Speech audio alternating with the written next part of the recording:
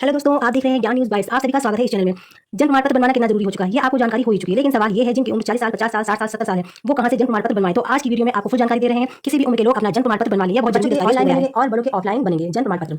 तो दोस्तों, आपको बिल्कुल भी परेशान होने की जरूरत नहीं है। आज हम आपको पूरा प्रोसेस बताने जा रहे हैं। अगर आपने वो प्रोसेस पूरा सही से समझ लिया और फॉलो कर लिया तो बिना किसी परेशानी के आपका जन्म प्रमाण पत्र बन जाएगा। भारत के कानून के अनुसार साफ साफ लिखा गया है, चाहे आपकी उम्र कितनी भी हो, 30 साल, 40 साल, 50 साल, 60 साल, आप जन्म प्रमाण पत्र के लिए आवेदन कर सकते हैं। सबसे पहले आपको ये जानना जरूरी है, क्या कभी आपके पिताजी ने या आपके दादाजी ने जन्म प्रमाण पत्र बनवाने के लिए आवेदन किया था या नहीं किया था। अगर आप शहरी क्षेत्र में रहते हैं तो इसके लिए आपको नजदीकी नगर निगम जाना होगा। अगर ये पता करना होगा आपके परिवार में से किसी ने जन्म प्रमाण पत्र के लिए आवेदन किया था या नहीं किया था। अगर ये प्रक्रिया की गई थी तो आपका काम आसानी से हो जाएगा।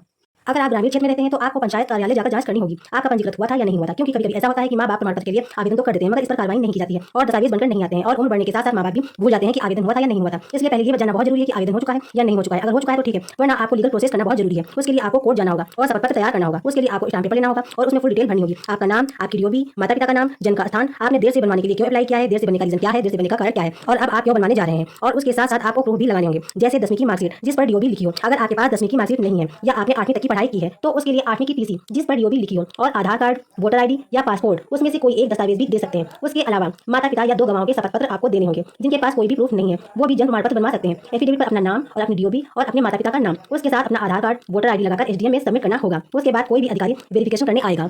उसके बाद 2 गवाह आपकी पुष्टि करने के लिए होने चाहिए, जो आपके जन्म की पूरी जानकारी रखते हो। वो पुष्टि करके बताएंगे कि आपकी डीओबी आपकी एफिडेविट से मैच करती है या नहीं मैच करती। आपकी जो डीओबी एफिडेविट पर लिखी है वो सही है या नहीं सही है। अगर सही है तो इस बेस पर आपका जन्म प्रमाण पत्र तैयार कर दिया जाएगा। और अगर आप अपने बच्चे के लिए जन्म प्रमाण पत्र बनवाने जा रहे हैं तो आपको ऑनलाइन करना होगा। बाकी 30 साल, 40 साल, 50 साल, 60 साल के उम्र के लोगों को ऑफलाइन आवेदन करना होगा। इन लोगों के लिए ऑनलाइन आवेदन स्वीकार नहीं किया जाएगा। बाकी अगर आप ग्रामीण क्षेत्र में रह रहे हैं तो उसका अलग प्रोसेस है, अगर आप शहरी क्षेत्र में रह रहे हैं तो उसका अलग प्रोसेस है।